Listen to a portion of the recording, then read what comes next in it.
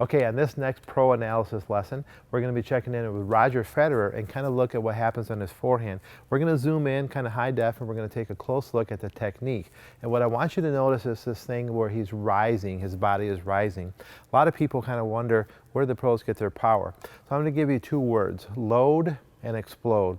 And what I mean by that, if you watch a pro hit, they will often load on the back foot. This is the back foot, you'll see it load, and the whole body sinks a bit.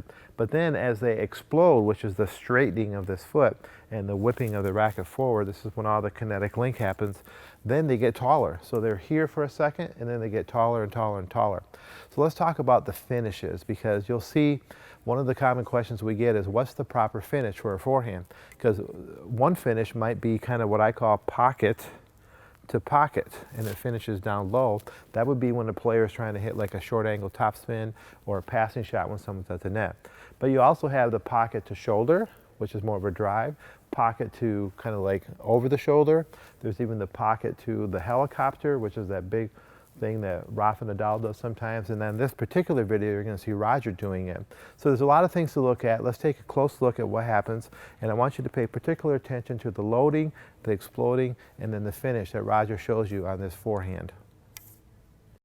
Okay, so what I wanted to do in this video is take a really close look at the Federer forehand. And in particular, I want you to notice the things we're going to be looking at is the rise of the body and the finish. So if we look here, you see he's definitely, I'm zoomed in pretty good, but he's got all the classic things. He's very coiled. His racket head is up like it should be. He's definitely got a bending here in his legs. Okay, they're bent for sure.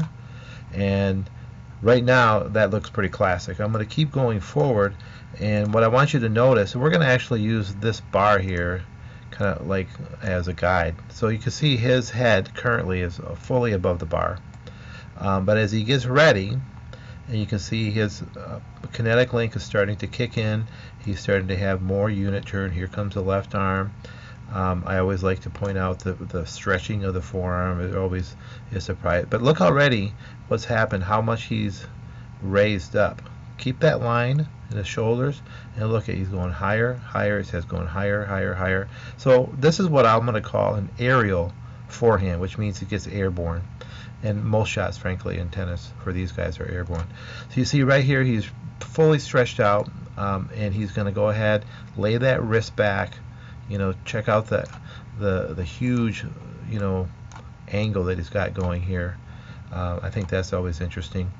But then also, he drives the butt cap forward.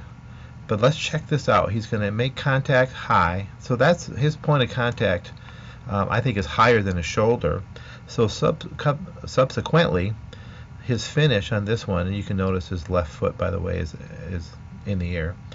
His left foot's in the air, and look at the finish. There's the turning of the knob, and now he has more of a typical Rafa Nadal around the head finish, around the hairdo. So that's the helicopter, whatever you like to call it. So if we kind of revisit this thing, I think the cool parts of this are the straightening of the legs, the upwardness of the body. He's pretty loaded here, kind of sitting down on the shot, especially there, and then it's just higher, higher, higher. Look at his head, higher, higher, higher, and it just explodes up towards the ball. So there's a lot of cool things to see here, but I think that shows a good use of the kinetic link and the fact that they're loading on the back foot and they're exploding up into the shot. That's the common aggressive modern forehand.